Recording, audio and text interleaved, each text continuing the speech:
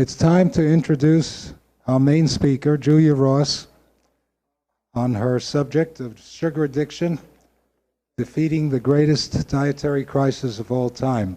She has founded and directed 7 programs treating eating disorders, addictions, and mood problems in the San Francisco Bay Area since 1980. At the Recovery Systems Clinic, founded in 1988, Ross and her clinical team have developed an innovative treatment model internationally recognized for its successful nutrient therapy and biochemical rebalancing strategies. Thousands of former overeaters can attest to the effectiveness of these methods, which Ross spells out in her new diet cure, just released in a 40% updated edition. Ross has taught at several San Francisco Bay universities and presented at hundreds of professional conferences internationally. In fact, she was at the Commonwealth Club last Thursday and had 120 people show up. She has been featured in many publications, from the Journal of Molecular Psychiatry to Vogue magazine. Her numerous media appearances include an NBC special on a successful nutritional approach to depression. Ross's books have sold over 200,000 copies in 4 languages. She trains and certifies clinicians in the U.S. and abroad through the Neuronutrient Therapy Institute. Those of you who don't know me probably don't know that I've been working in the addiction treatment field since 1973. And when I began, I was treating alcoholism. I was among the first psychotherapists attempting to treat alcoholism. Before there was rehab, a whole industry developed to treat addiction. We thought initially that we were going to be very successful. We were wildly excited. We were using all of the techniques that we were learning, new clinical psychology techniques, very exciting work. When the first relapse studies was done, we learned that with alcoholics we were getting 50% success rates, which depressed us no end. We were convinced that we were going to eradicate the problem. But that began to look very, very good about 6 months into the crack epidemic, when we had 100% relapse within 24 hours after the addicts leaving the most intensive inpatient programs in the country. And somewhere between 50 and 100% relapse is what's going on now. Most honest program directors will admit to 90% relapse rates. And I assume that if they admit to 90%, it's probably worse. So I was highly motivated to find another way, as brokenhearted as I was about the failure of psychotherapy.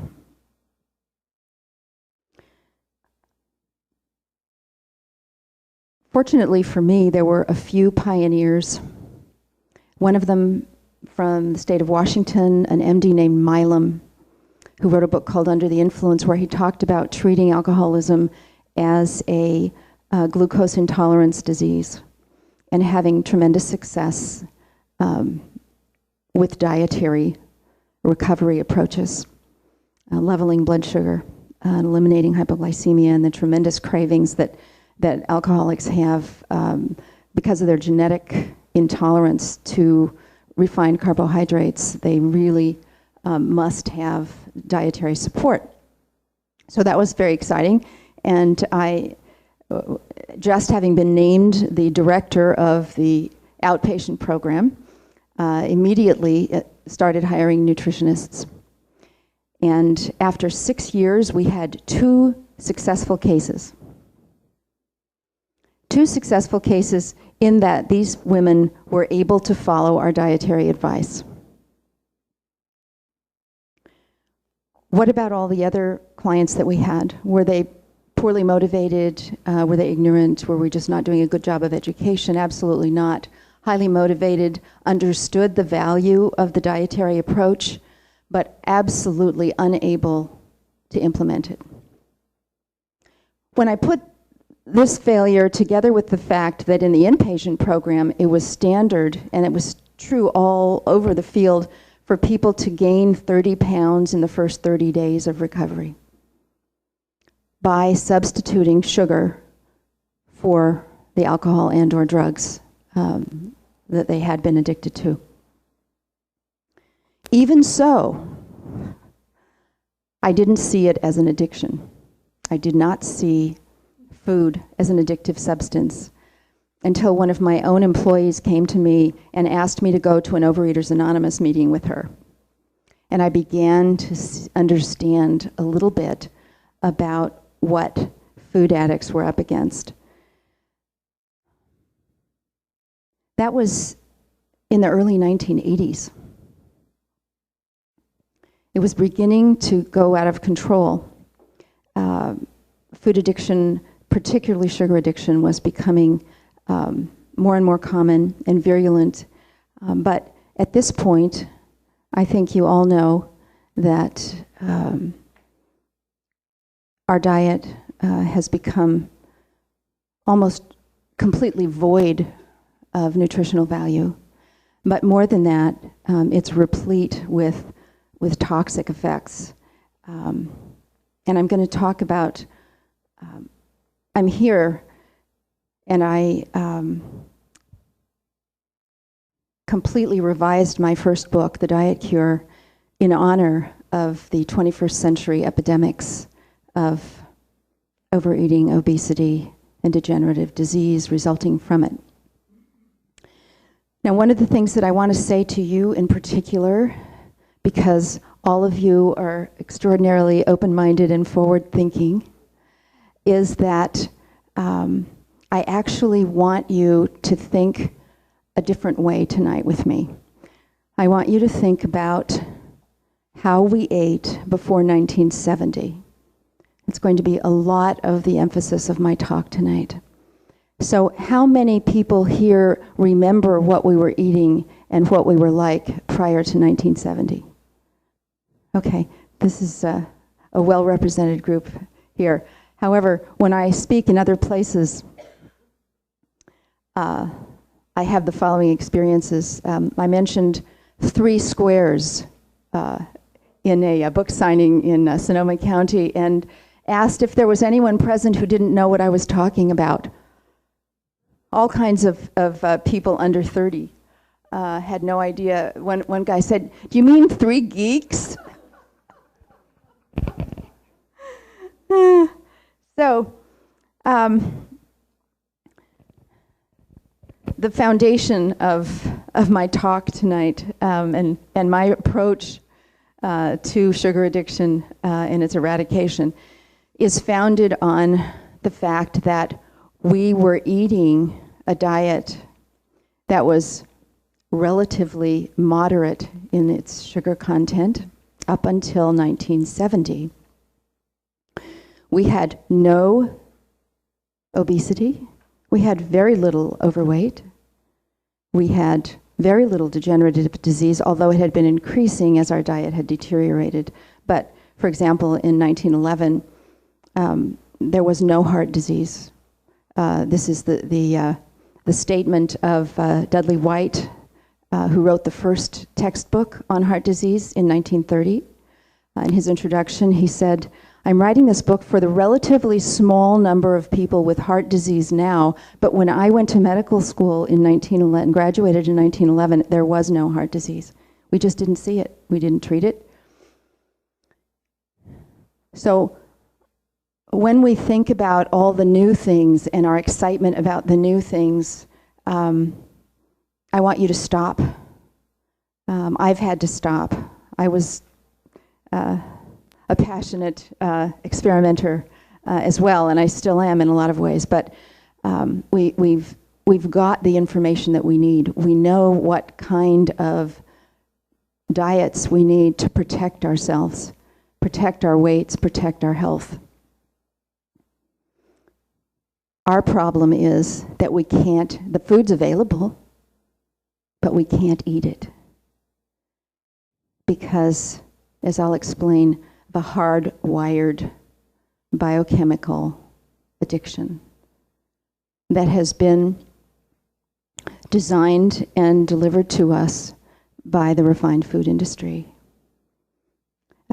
Someone that we don't usually regard as a friend, David Kessler, the former chief of the FDA, actually wrote one of the most important books published in the last 5 years called The End of Overeating. I don't know if any of you are familiar with the book, but David was a compulsive eater lifelong. He owned a suit in every size. And when he left the FDA, his friends had collected funds to allow him to research his passion, which was to understand why he could never get his weight under control, why he could never get his diet under control for any length of time.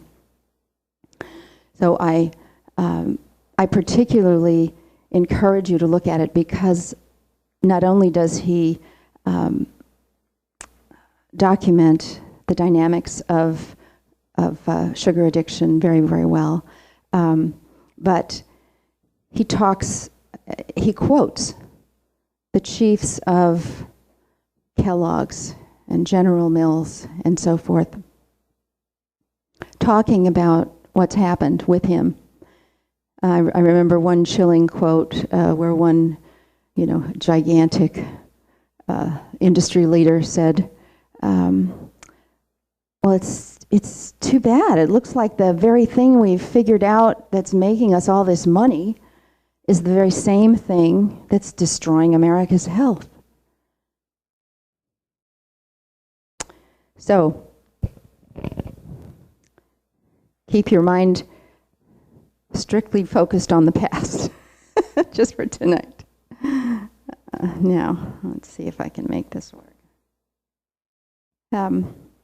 In honor of the progressed dietary disaster that is overtaking us, I contacted my publisher, who had originally published the Diet Cure in 1999, when there was no announced obesity epidemic. That's how quickly this has evolved. There was certainly no childhood obesity epidemic at that time. So I contacted my publisher and I said, I have not revised the Diet Cure. Over 100,000 people on this and other continents have read it. I have just been contacted by a Frenchman who wants to translate it into French out of his extraordinary gratitude for finally finding something that would assist him in his lifelong struggle with obesity. And I don't want him writing something that's no longer relevant. So I got their permission to revise the book. And the more I looked at it, the more I realized that 12 years had passed and my clinic and I had developed all kinds of techniques that were even better than the ones that we had in 1998 when I wrote the Diet Cure originally. And so I sent them back the manuscript with a 40% revision, and they were enraged. This is a very expensive proposition, and authors just don't do this, apparently. They're required to change 25% of a book to call it revised, but in fact, most people don't do that, and the publishers look the other way because of the expense. They actually ended up charging me $2,000, $3,000 for part of the expenses of inputting all these changes. And I'm saying this to you very seriously, that even if you have the original book, throw it away. It's terribly important that you have the most updated information because this is the battle of our lives. Oops.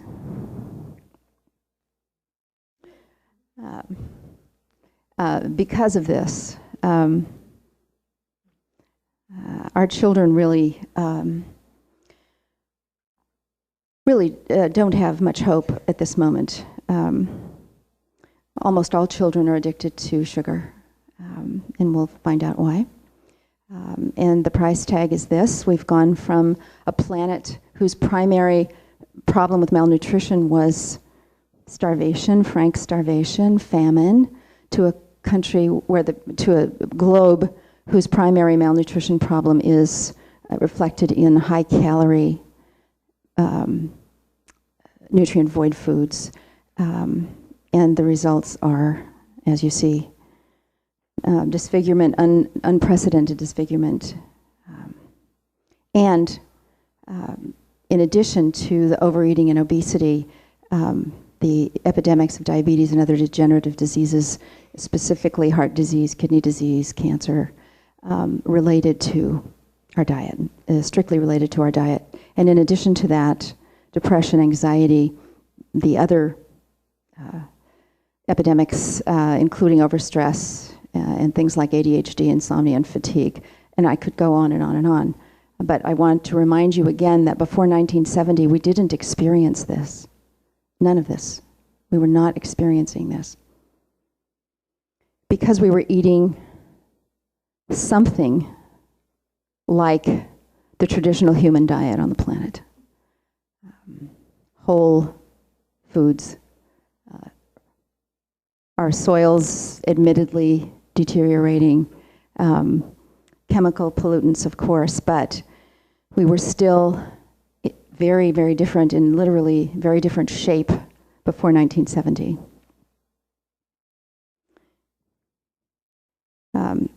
It took me quite some time to find unattractive images of our current diet.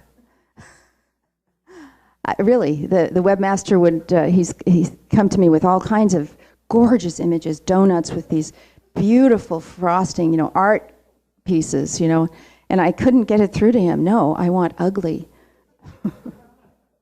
We need something appropriate to the topic. So we're going to go into great detail about these kinds of foods, but since we're eating this non-food, this toxic stuff here, and we're exporting it worldwide, the World Health Organization has become extremely alarmed because of the progression of degenerative illness all over the world.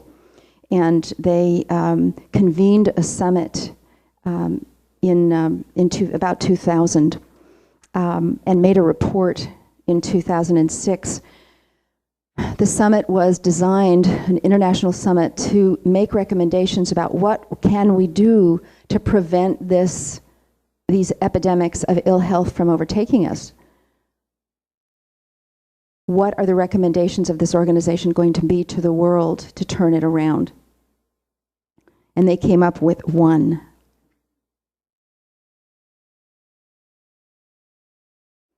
That was it. This is, how many of you saw this report?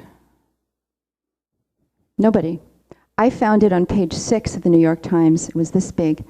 When I've been in Europe, all of the European countries had it first front page news.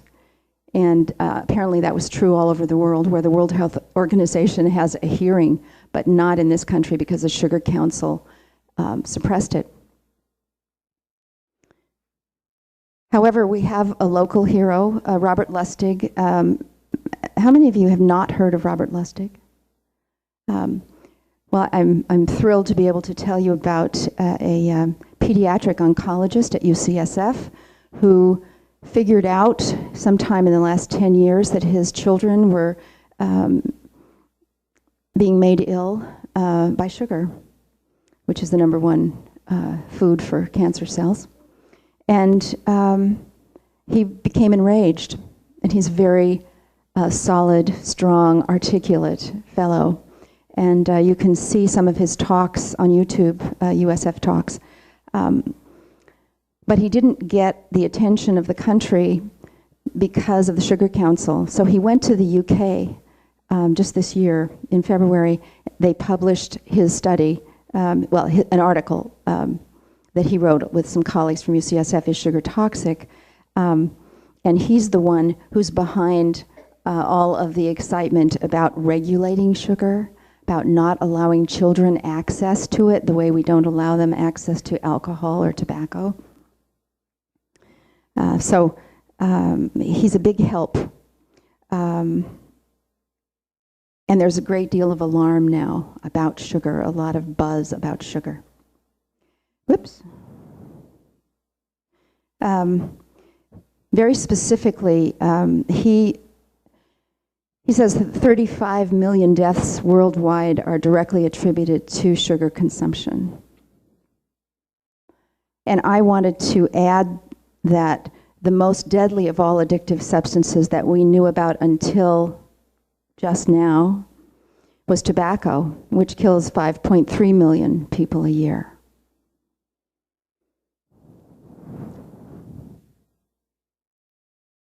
So, again, is it ignorance? Is there anyone here, who, especially here, who doesn't know that eliminating sugar from the diet would be a healthful and weight-stabilizing move? No. Lack of motivation. I think diabetes is a wonderful motivator, but one of my early nutritionists was married to a surgeon at the VA who came home and told her that the same patients whose feet he had amputated the week before were rolling their wheelchairs down to the candy machine the following week. This is a powerful, powerful dynamic and has nothing to do with being informed or being motivated. And of course, the fact that there's so much great PR and we think that sweets are so cute doesn't help. Talk about a wolf in sheep's clothing. So in terms of solutions, I just want to in a few seconds eliminate any possibility in your minds, I'm a psychotherapist, that psychotherapy is a valuable option when it comes to compulsive eating of sugar. The theories about emotional overeating, filling the void, self-destructive eating, and so forth, completely miss the point, which is that there's a biochemical tragedy occurring. And anyone who has tried to treat someone with psychotherapy has found it to be an exercise in futility, just as treating any addiction is an exercise in futility. Many, many years ago, psychotherapists, psychiatrists gave up on treating alcoholism, for example, and said, we don't know what to do, we don't know what to recommend because this doesn't work. Those of you who are aware of the awareness solutions to compulsive eating, conscious eating, mindful eating, intuitive eating, I had a call from a journalist who was interviewing me about this, and she said, what do you think about mindful eating? She was clearly intrigued. Mindfulness is so au courant. And I said, well, I think it's very similar to mindful heroin use, which is why I have the hypodermic in this image. So I want to share with you what are the universally accepted definitions of addiction. And here they are. Loss of control, continued use despite adverse consequences, withdrawal symptoms, relapse, progressive and terminal dynamic. Does anyone have any trouble thinking of sugar consumption in those terms? So I want to let that sink in. And then I'd like you to tell me which pile of white powder is sugar.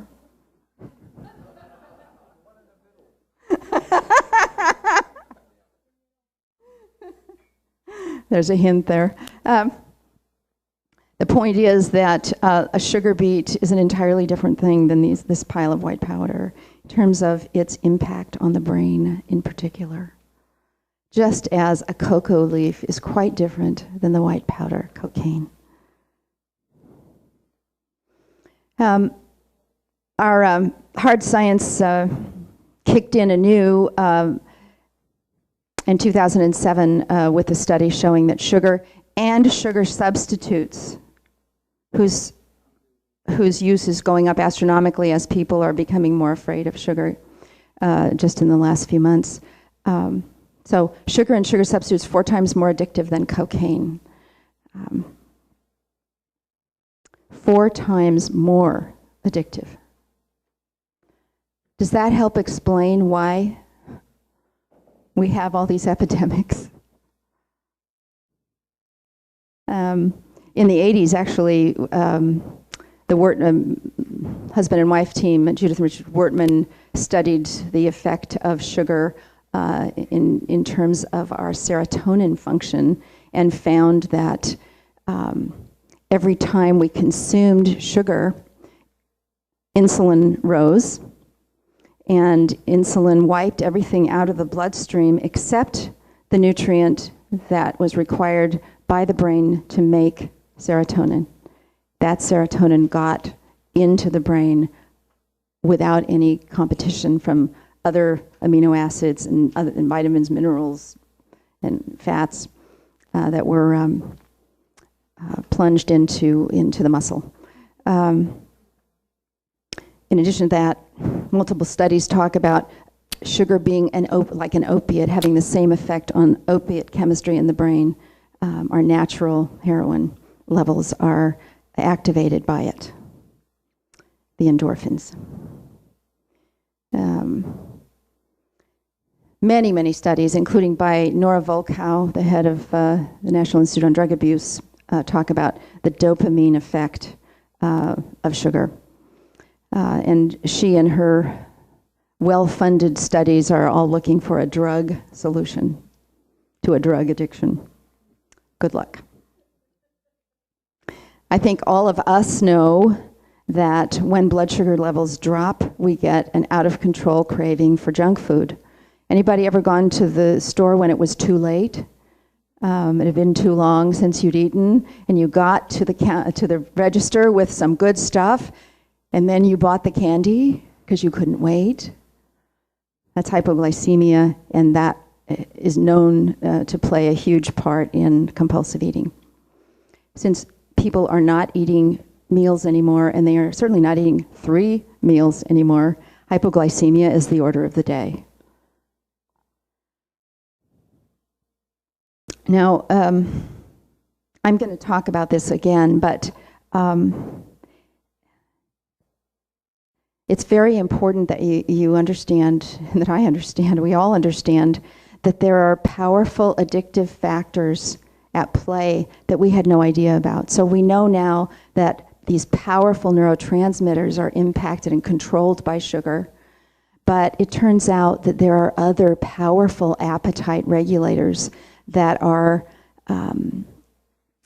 dysregulated by sugar. And I'll talk about what they are and how in a minute.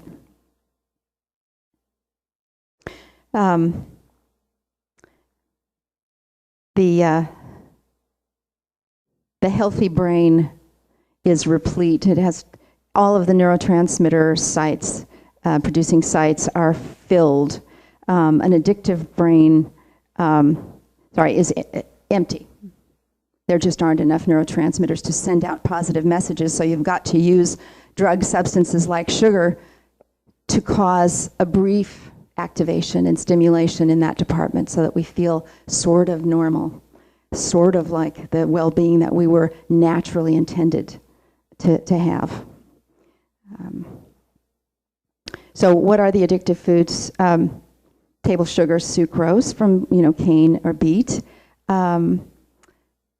is half glucose and half fructose, and they're combined, they're tied together. So it's a little bit hard to separate the glucose from the fructose. Certainly it takes a little longer than it does for the body to process high fructose corn syrup, which has more fructose than glucose, and there is no binding between the two, so that both the glucose and the fructose hit us very hard. And I'll talk in a little bit about what that means. So what about starches, refined starches? They're sugars too, right? The enzymes in the mouth convert starch to glucose in seconds. So we get the spike and the neurotransmitter buzz from starch as well as from sugar. Chocolate, any question about that, the addictiveness of chocolate, and one of the more complex drugs on earth, and well known for its ability to kill dogs. Anybody here not know about that? Gluten-containing foods can be highly addictive to many people. They're known as comfort foods, doughy things, right? Pasta, pizza, bread. And I'll explain in a little bit how that works. Casein, one of the proteins in milk products, has a similar highly addictive effect on the brain for many people, and that's why mac and cheese is so popular. We've got a double whammy there. And finally, fat is intended to be attractive to us. Some people can get hard drug addicted to fats, but not nearly the number of people that get addicted to carbohydrates, refined carbohydrates, sweets, and starches. I'm hopeful that 2012 might be the end of high fructose corn syrup. There's certainly a lot of momentum against it, but we are up against a commercial issue, which is that it's a lot cheaper in this country than sugar. In other countries in the world, they're not using it because sugar is very cheap. But there's a lot of motivation to use high fructose corn syrup, but why not?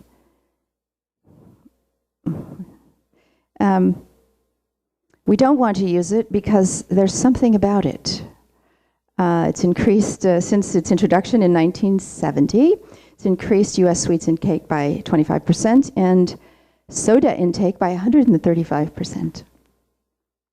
So it contains at least 5% more fructose in this unbound free form than sucrose does. I don't want to make it seem like sucrose is some wonderful thing, but I do want to talk about how the sucrose is 50% fructose, 50% glucose. The body knows how to handle glucose. It does not know how to handle the volume of fructose that it's getting now.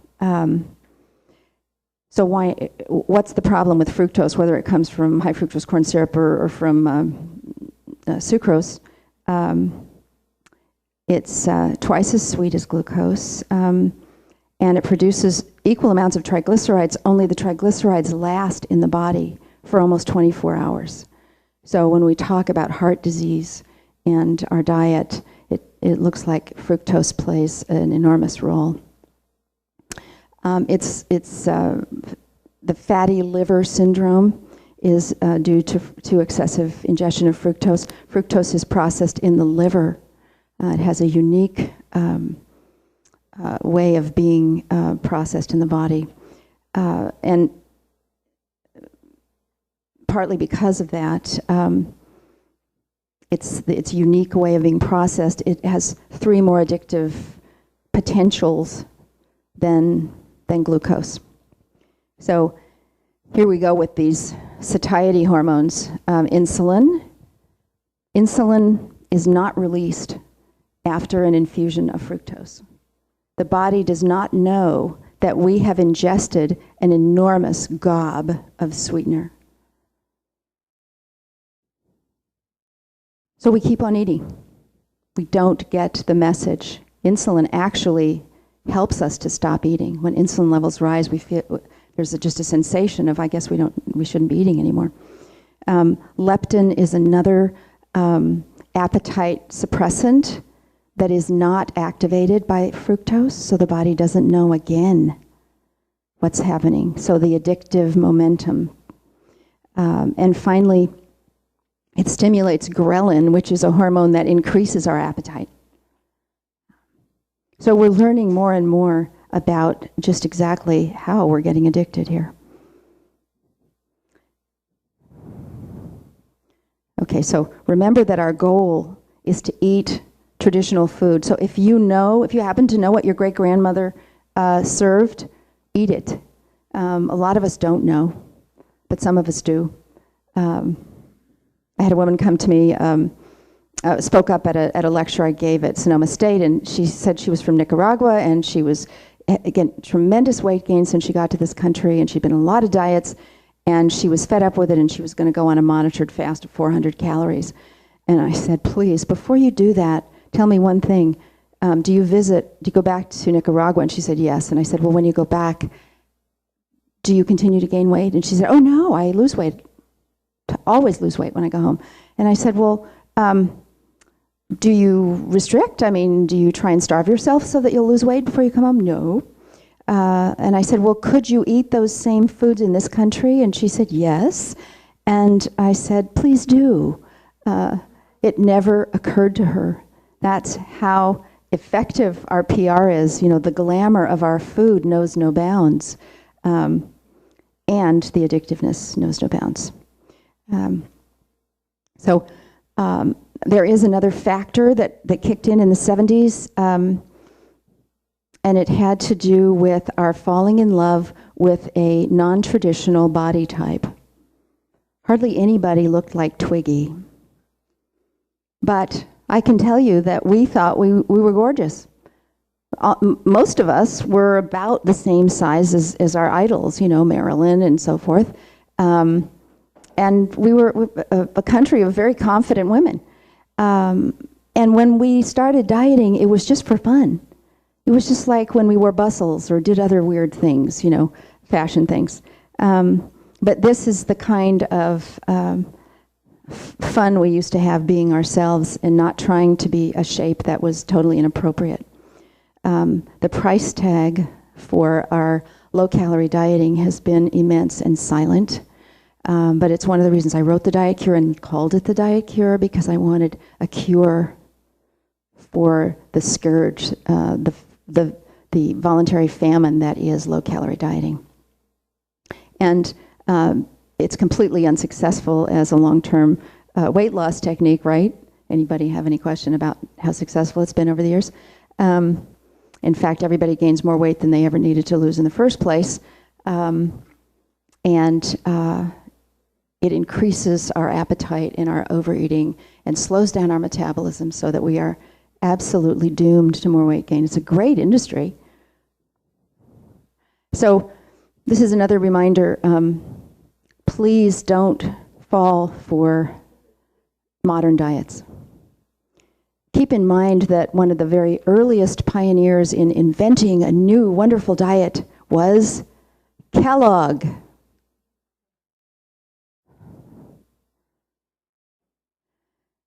So there are 2 chapters in the Diet Cure on this dynamic. I really want you to become aware, because we are doing new dieting now, right? A lot of people don't do formal diets anymore. Most people don't anymore. They are just under eating all the time. It's low fat, low cal as much as possible, skipping meals, cleansing, fasting, basically restricting in all kinds of different ways that we've confused with healthy eating. So here are just some of the things that happen as a result of voluntary starvation, a la low-calorie dieting. I think I'm going to skip this. So something happened to this unfortunate PowerPoint. What it really was trying to say was that we veer now between not eating much and eating a lot of non-foods, so that the malnutrition impact is magnified tremendously. And the effect on the brain is really what I'm here to talk about, because the brain is in charge.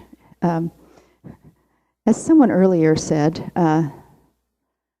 it's in control of the rest of the body that's walking around supporting it. And the specific neurotransmitters that I'm going to talk about are the real problem.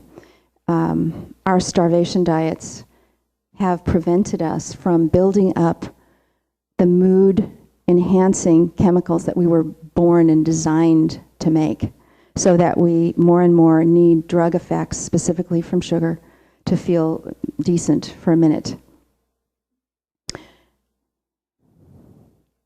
So let's just talk about them for a second. Serotonin, our natural antidepressant, inner sunlight. Females just naturally produce quite a bit less than males, and then we diet, and within 8 hours our levels typically go below normal levels. The same is true for endorphin, our natural opiate, our natural painkiller, our comforter. Females make a lot less than males do. So if you wonder why your partner, your male partner accuses you of being too sensitive and you accuse your male partner of not being sensitive enough, it's really hardwired. We don't have a lot of painkiller women. And the more we diet, the less we have, and therefore the more we want to eat, and we are the ones who are struggling the most with our weights. GABA is our natural tranquilizer, and a lot of people overeat because they're too stressed. And the food will temporarily stimulate some GABA activity and make us feel a little bit less stressed. And then finally, up in the right-hand corner, the red neurotransmitter. Well, it's a family of neurotransmitters, dopamine, L-dopa, norepinephrine, and adrenaline, which give us energy and mental focus. And a lot of people use chocolate in particular for that, but Skittles is a big one for mental focus in my clinic. So here we are with our neurotransmitter deficit, pouring sugar in for a few minutes of relief. What are we going to do instead? We're going to make more neurotransmitters. The more neurotransmitters we have, the better we feel and the less vulnerable we are to the need for sugar. And neurotransmitters are made only from very specific amino acids found in protein-rich foods. So there are 22 amino acids in total. We need maybe 5 to restore our brains to traditional levels. And we can't get it out of our diet. Why? Why can't we get it out of our diet? All we need is protein. Protein 3 times a day. Why doesn't that fix everything? Because we're not interested in protein. We just want sugar and starch. And so to try and get somebody to eat the very foods that would save their lives is impossible because of the addictive nature of sugar. Therefore, we have to be... I do want to make a point because one of the modern diets, vegetarian and vegan style eating, is quite low in protein. And fortunately, we do have some humane animal slaughtering and pasture-fed options, which we've found therapeutically are absolutely required, at least initially, in generous amounts. Okay, so we're going to take these amino acids as supplements, as concentrates. We've figured out which specific amino acids the brain needs to make the 4 appetite and mood-regulating neurotransmitters that I just described. And how long does it take for these amino acids to take effect, turn off the cravings, and turn on the positive moods? Literally, 10 minutes, at the most. At the most. 5 is more like it. We do it in our clinic all the time, and we watch people change before our eyes because the amino acid supplementation is brilliant. The free form, the amino acids get right into the brain, and literally within moments, the brain is embracing them and creating new neurotransmitters, and the effects are extraordinary on both craving and mood. And I'm talking as someone who's been using these amino acids therapeutically since 1986. One of the things that's the most remarkable about them is that over time, between 3 and 12 months typically, they create permanent changes in neurotransmitter function. Many people have a genetic tendency to not make neurotransmitters generously. And the presence of these concentrates corrects that. So we're talking about epigenetic process. This is a study that was done by our hero. If you don't know about Kenneth Blum, I want you to worship at his shrine, although he's still living. He is a neuroscientist who told the world about the amino acids and said, no other neuroscientist will tell you the truth because the pharmaceutical industry has paid for their research and has required them to keep the facts a secret. The facts being that we don't need medication to increase serotonin levels. We just need an amino acid that the brain will instantly convert. So he put together a relatively low potency blend of the amino acids that would target all 4 of the neurotransmitters that affect appetite and mood. And this is what happened. These were people who had completed an OptiFast year and had lost a significant amount of weight. At the end of the year, half of them were put on amino acids blend and half of them were not. And the people who were put on the blend had 70% less cravings and binge eating than the others, and they regained 15% of their weight instead of 42%. Now, this was a very weak blend. I'm not recommending this blend to you, but it was the pioneering effort.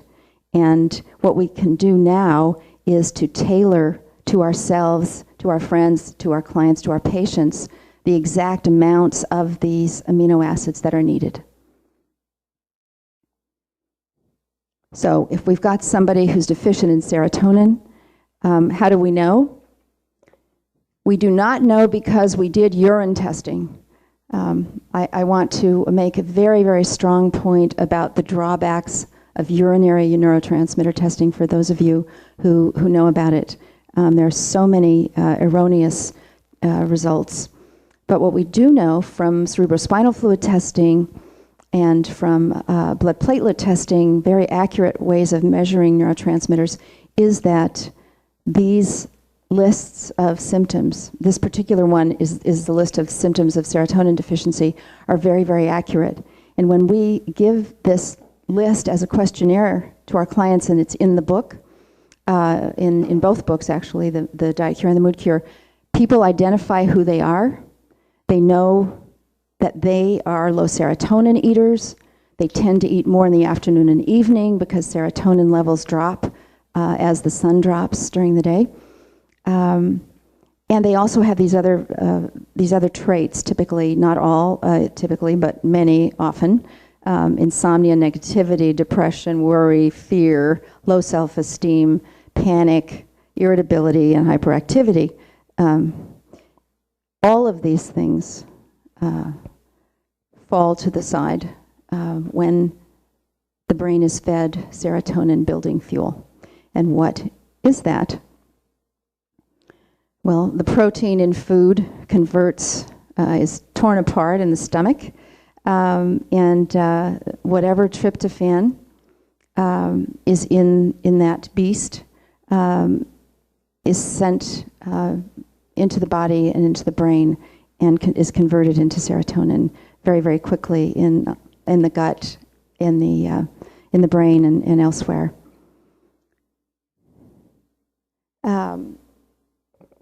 These are the 2 fuels that the brain can use to make more serotonin and stop that particular kind of carbohydrate craving that gets worse in the afternoon and evening.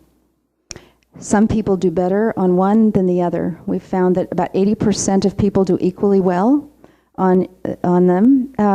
There are some differences, and I make a note here that when insomnia is a major problem, we have much more success with tryptophan than 5-HTP. We always recommend that people trial these things at the lowest dose, which is 50 milligrams of 5-HTP, 500 of tryptophan, and raise as needed. If you don't feel anything in 15 minutes, take a second dose. Directions are replete in both books. This is someone with a major depression and major carbohydrate addiction who had her brain scanned at Daniel Amen's clinic. Her husband was a friend of Amen's.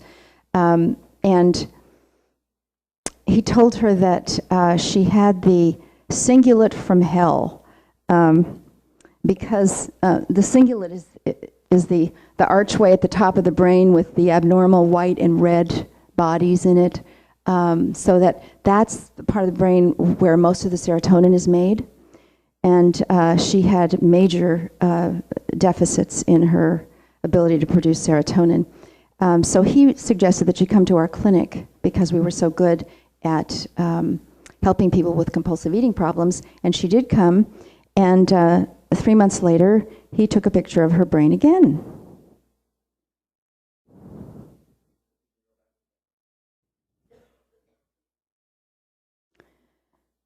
And she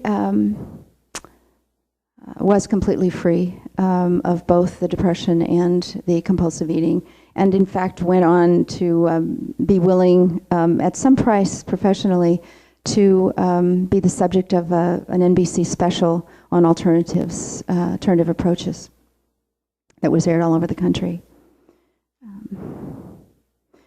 This is a study that just confirms it, an old study done in the UK, not in the United States. I guess you all know why tryptophan isn't so readily used in this country now? Anybody who doesn't know? Okay.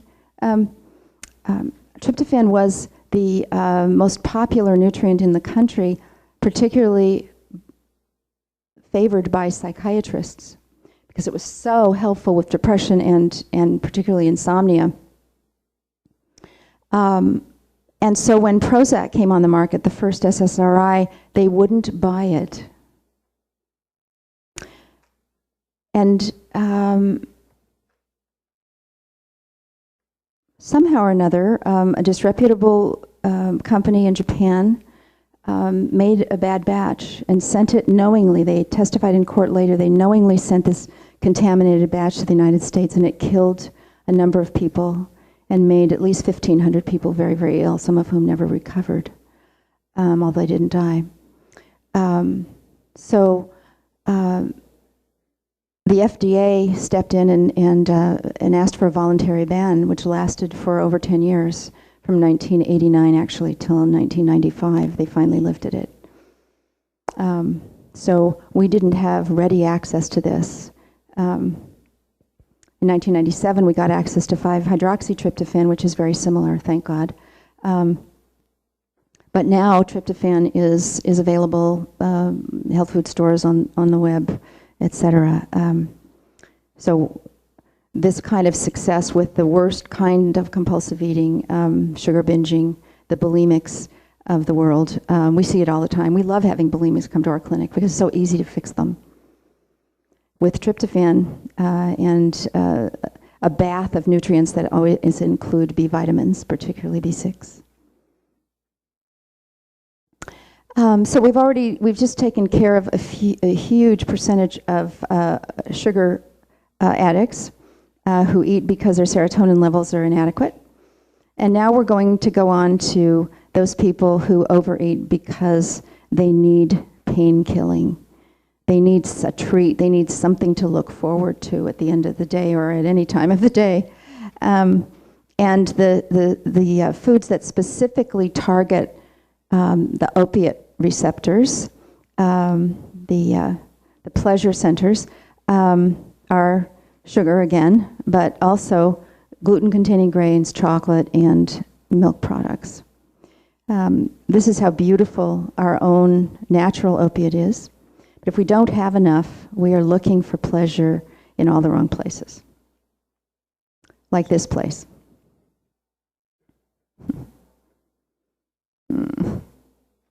She's off in dreamland now, but where's my... And so how many people here are terribly fond of doughy things? If they're going to eat something that they don't think they should, it's going to be made out of dough, right? It's cookie, it's bread, it's pasta, it's...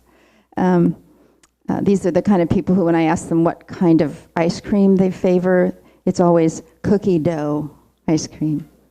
And those are good examples of people who have both a gluten addiction, because gluten, when it's processed, converts into a substance called exorphin. It's almost exactly like endorphin. And we literally get a morphine-like pleasure experience, which is why we keep coming back. And then there are those who are so addicted to milk products, particularly cheese, which is high in casein. And when casein is processed in the body, it converts into something called casomorphin, which is, again, a morphine-like molecule that just can't be beat. And when you put the two together, you have a highly addictive substance. And when you add sugar, as in cookie dough ice cream, you have a triple addictor, and then it also includes chocolate, which has at least 4 different addictors in it, even without having sugar added. Of course, with exorphin addicts who are overeating gluten and milk products, typically there are major GI problems and respiratory or respiratory problems that need to be attended to, and it helps to motivate people wonderfully when their IBS disappears, and so does their food addiction. So how do we get rid of an exorphin addiction, an endorphin-based pleasure addiction, an opiate experience from food? We use these extraordinary, we have 2 options again here. How do we raise endorphin levels within 10 minutes? We use an amino acid called D-phenylalanine, with or without its twin L-phenylalanine. The D-L-phenylalanine is a little bit more stimulating for those people who are tired and would also like to get some energy as well as pleasure from their food. And the DPA is entirely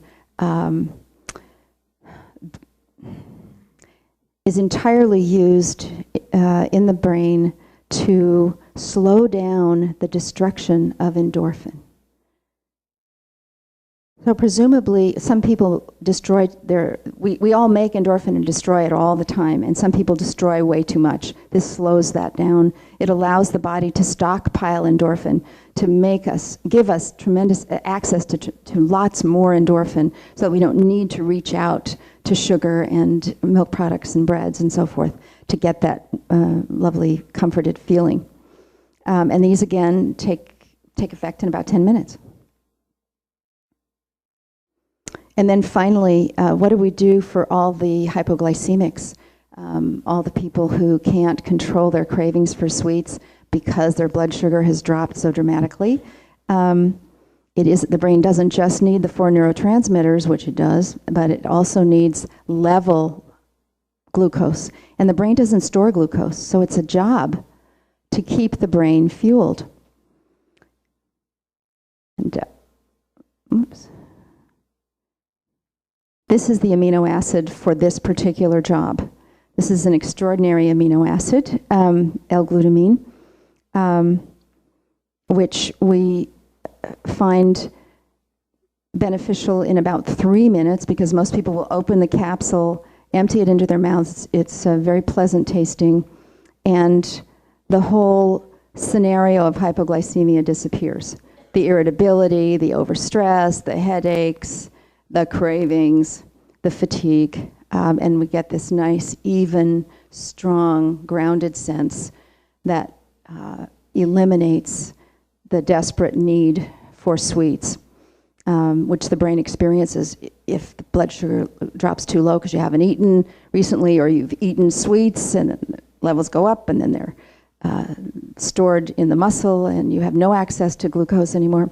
There are all kinds of scenarios going on all the time to diminish the availability of glucose to the brain because of the way we're eating. So it has many, many other uses. I won't go into it, but it's an extraordinary nutrient. In addition to that, we have found that 800 to 1,000 micrograms of chromium taken throughout the day in divided doses, along with the glutamine or with meals, is tremendously beneficial. There's some people who need both. Many people need both. We're, as a people, tremendously deficient in chromium, and processing sugar depletes us of our chromium stores. It's a real irony. So bringing the chromium back and using the glutamine is very, very helpful. Taking a multi that's very strong in the B vitamins, including biotin, which is another blood sugar regulator, is really important. And there are 2 multis that we have found to be extraordinary for balancing blood sugar in combination with the glutamine. True Balance by Now and Glucobalance by Biotics contain high levels of chromium that you need, so you don't have to take a lot of different supplements, plus lots of B vitamins, including lots of biotin.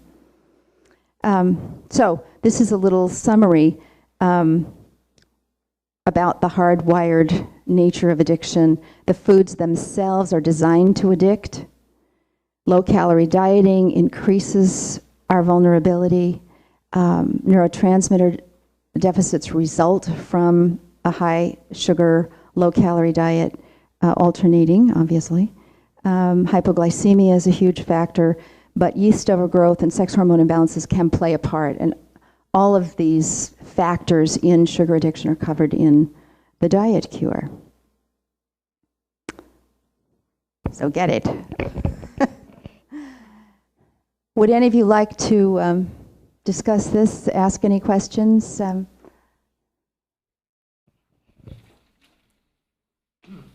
noticed you listed raw food diets as a modern diet to be avoided. Could you explain that a little bit?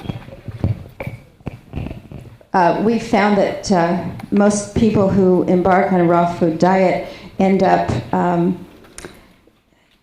eating a tremendous amount of omega-6 fats, inadequate protein, and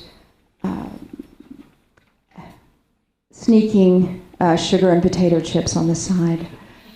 So if it works for you, great. But if it doesn't, don't be surprised. It's not a traditional diet that any culture on earth has ever espoused. Anybody else? I was wondering if you could speak to, for a child, 6-year-old girl. I do nutrition counseling, and the mom we're addressing the nutrition, but I'm wondering about glutamine for a 6-year-old child. Would you recommend something like that? I thought of like Gymnema sylvestra or something like that. Well, any example is a great place to start, and I hope at least one of you will use yourself as an example. But with a child, you always want to start with a very low dose. Open a capsule and use a quarter or a third, and then raise it as needed. But how do you know if it's needed? Which amino acid should you give? You were asking about how do you know when to give supplements. In the case of the amino acids, we have these very well-established symptom pictures. And page 123 in the Diet Cure has all the symptoms of each neurotransmitter deficiency, which amino acid to take, and what doses to start with, and what the average range is of use. So if we've got a 6-year-old girl or a 60-year-old girl who's craving nothing but macaroni and cheese, for example, I'd love to give you my macaroni and cheese. This is an 11-year-old girl who was brought to us by her mother, who had terrible digestive problems until she gave up gluten-containing foods and milk products, but she could not get her daughter to do it. And in fact, her daughter was becoming a beast, more and more angry and abusive and difficult to live with, although brilliant, talented, and wonderful at other times. So she called us and asked us whether we worked with children, and we said, well, what's the situation? Sure. And she brought her over. And I asked the little girl what she was so mad about all the time, and she told me, and I said, would the two of you look at this little list of symptoms and tell me which cluster of symptoms describes your daughter best? And they both looked, and they both agreed that low serotonin was it because of the irritability. She didn't sleep well. She craved her macaroni and cheese every night. And she really didn't eat anything much that didn't have both wheat and sugar in it, unless it had wheat and cheese in it. So I said, I don't think that you're actually mad at your mother. I think that your brain is empty in the area that should be making you happy. And I think I have the food that could fill that part of your brain. Would you be willing to try it? And so we gave her in her case, 25 milligrams of 5-HTP, which is our child's dose. It's a very tiny, LifeLink makes it, it can be chewed up. It's sort of neutral tasting. And so she chewed it up. She was actually quite cooperative.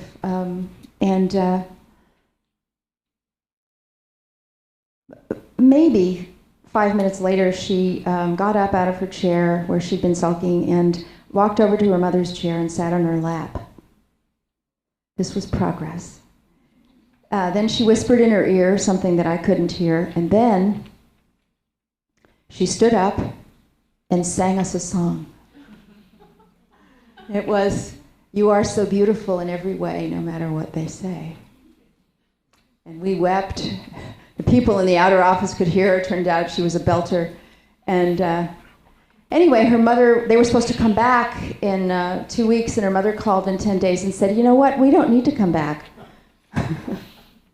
She's fine." And here's the best news, she said, as far as I'm concerned, for her health, is that instead of crying and having a tantrum when I asked her to try going off of macaroni and cheese and so forth, she said, "Okay." And she's been off for almost 2 weeks, and she doesn't have any more tummy aches. So we saved GERD, IBS, God knows what we saved her from, with a little tiny bit of 5-HTP.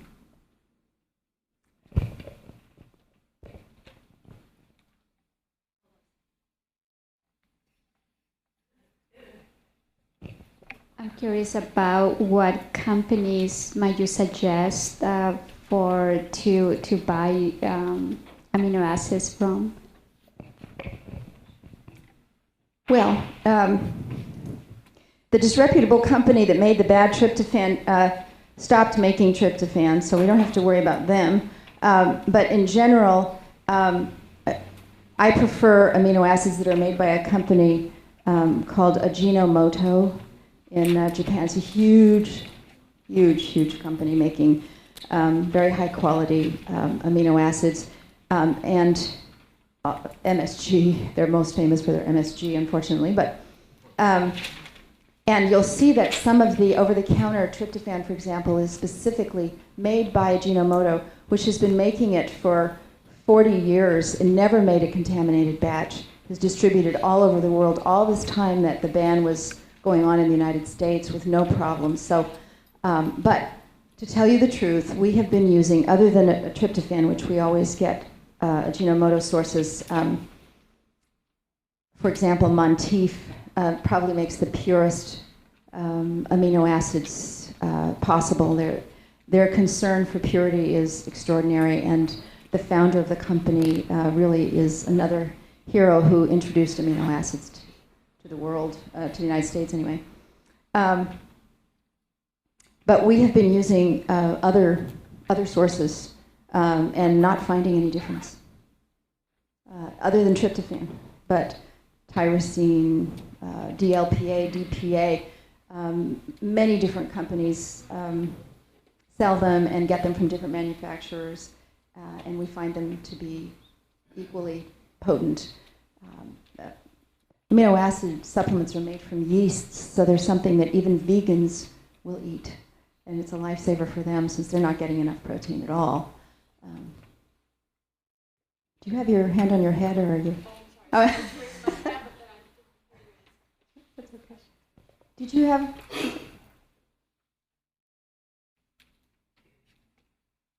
This is a very general question. Some doctors tell you to take medications with meals, some say before meals. Recently I had one doctor say take it at night before you go to bed. When is the best time to take medication? Oh, I don't know about medications. They vary quite a bit. For example, somebody taking ADD medication would never take it at night. They'd never sleep. They don't tend to sleep very well anyway. But in terms of amino acids, generally between meals, like up to about 15 minutes before a meal, and an hour or more after a meal. Since chocolate's a good source of phenylalanine, is the problem with chocolate the sugar in it, or what's the problem with chocolate? Well, there are so many. It has, in addition to the, it has an opiate-like content. It has a stimulant. And in addition, it's always combined with some sort of sugar, which can affect all the parts of the brain in a potent way. And usually there's milk in it, right? Most chocolate is milk chocolate. And so you've got 4 different addictors going on in one piece of chocolate.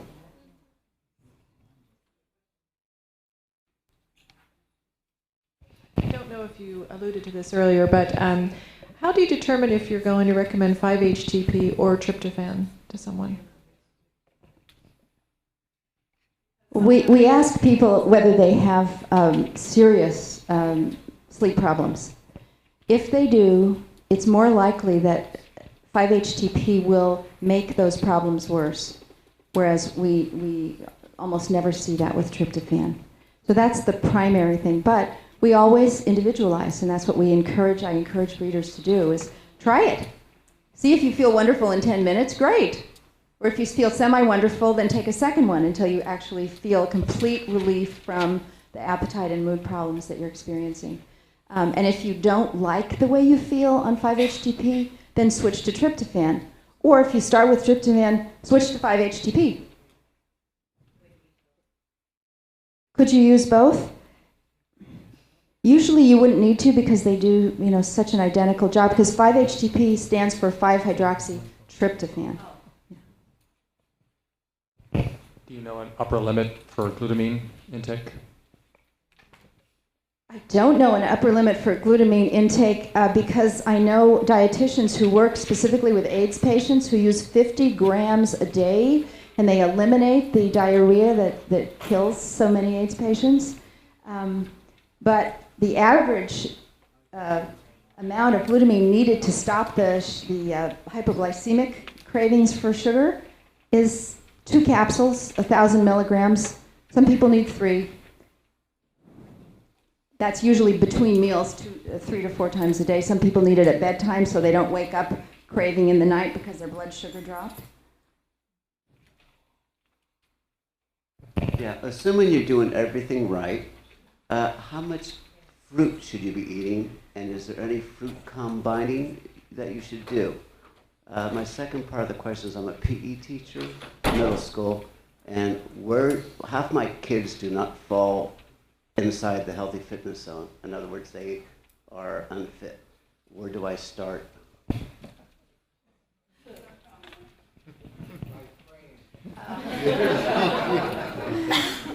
Well, please help me to spread the word that you can rescue your child from the cravings for the junk by feeding that child protein morning, noon, and night, and other whole foods.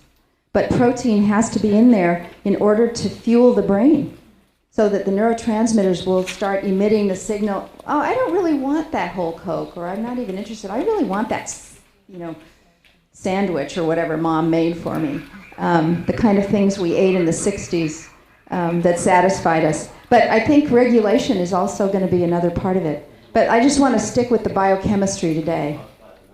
Oh, the amount of fruit. Again, it has to do with the individual. If you have an apple and you can't stop and you have to have a peach and you have to have a banana and you have to have an orange, you can't have fruit for a while because it's too sweet for you. It's triggering that compulsion. So you want to turn off the compulsion with the amino acids and then eat as much as you need. We recommend 3 pieces a day, but some people need less. I think adults have given up their relationship with their children and allow their children to pick out their diets. I think that's the #1 problem because the family's broken down and they sit and watch TV and eat pizza and crap. Well, it's broken down, but I think a lot of it is that the parents are eating through the kids. It's the parents' excuse to eat this stuff too because they're so addicted. This addiction doesn't play favorites. Adults, children, people of all ages, sexes, whatever. I'm puzzled you talked about addiction to fat, whereas, as far as I can tell, most people probably don't eat enough fat. Can you say more about that? Oh, I agree that they don't eat enough fat. That's why I was saying that part of our current form of dieting, which is to eat low fat, is a disaster for us. We need to go to traditional fats. We need to go back to butter, ghee, coconut, palm, the saturates, and I explain how safe and healthful they are in this book, and reference it so that if you've got people questioning you, saturated fat? No. You'll see how well documented their safety is. And if there's a traditional food in the world, it's fat. Could you kindly speak to the young parents who aspire to give their children the power bars in place of a meal? Well, power bars are mostly sugar, so they have to be out. No more sugar. That was easy. It's 25 of 10. What are we doing here about time? 2 more questions? Okay. Who hasn't asked a question? No. We've got some.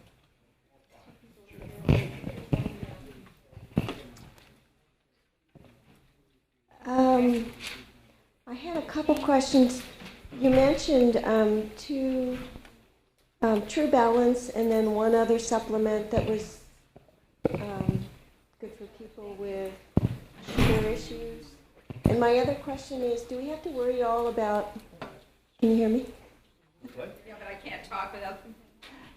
Do we have to worry at all about amino acids competing with other amino acids for absorption? Glucobalance by Biotics was the other multi that's so good for stabilizing blood sugar. The reason that we take these individual amino acid concentrates away from food is that so that the other amino acids in food won't compete, so that these aminos will get right into the brain with no competition from the meal. Okay, last question. I work with DBS Labs and Dr. Marty Hins, and he's used a lot of his amino acids, usually in a 10-to-1 ratio, like L-tyrosine to the 5-HTP. And he does the indirect urine measurements from the kidneys with these different amino acids. He gets really good results. I've also seen your work in your clinical results as well. So I see both ways working. So what's your take on that? Thank you for asking that. Does anybody else know about this raging debate among the amino acid aficionados in the U.S. About whether we have to take, everybody has to take tyrosine along with their 5-HTP if they're going to take 5-HTP or tryptophan.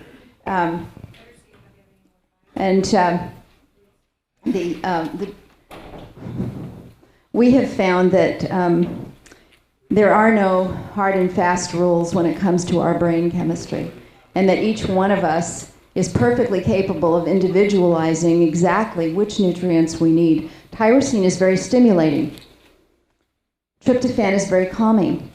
For someone who is low in serotonin, they're usually overstimulated and they don't need any tyrosine, thank you, because they're already compulsive and obsessive and hyperactive and having a difficult time slowing down and relaxing. And that's what we want them to have, is the tryptophan or the 5-HTP, which is going to allow them to relax and slow down and smell the roses and feel that inner sunlight, see the positive side of things. There are other people who have ADD and they're low in serotonin. So the ADD people need a lot of tyrosine to get that mental energy and focus going, but they have a hard time sleeping because they don't have enough serotonin. So we give them tyrosine in the morning, and we give them 5-HT or tryptophan in the afternoon and evening. So they don't compete, but they get what they need. I'm just finding that doctrine and urine testing can lead us astray. And we need to really stick with the clinical picture. And if we give people a mixed amino and they do well, great. But if they don't do well, pay attention. So many of these urine testing labs just say, if somebody doesn't do well, give them more, which is kind of like giving people antidepressants and when they become suicidal saying, well, I guess they need more. So we have to be very careful with these brain nutrients to really be sensitive to the brain response that we're targeting. So thank you very much.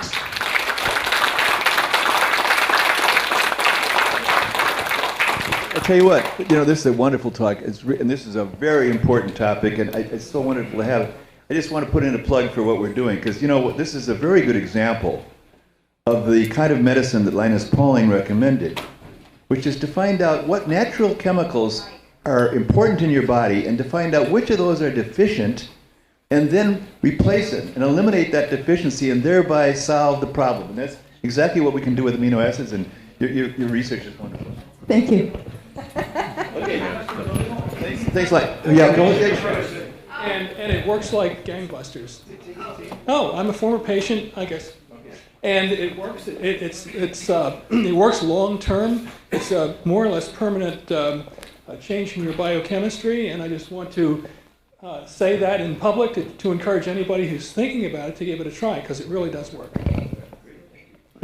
I didn't pay him. I think there's one statement that was made the last time that Julie was here. I don't think.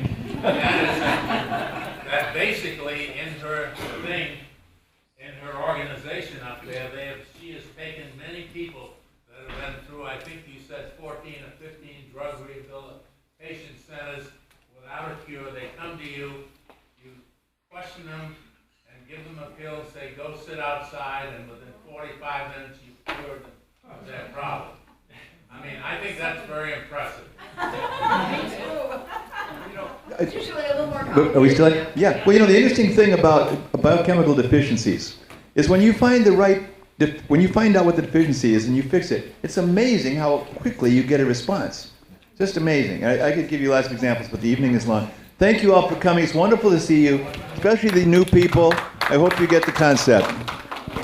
Hi, this is Pam. I would like to just give you a few minutes of experience that I have had with Julia Ross, and I'd like to talk to you all about it.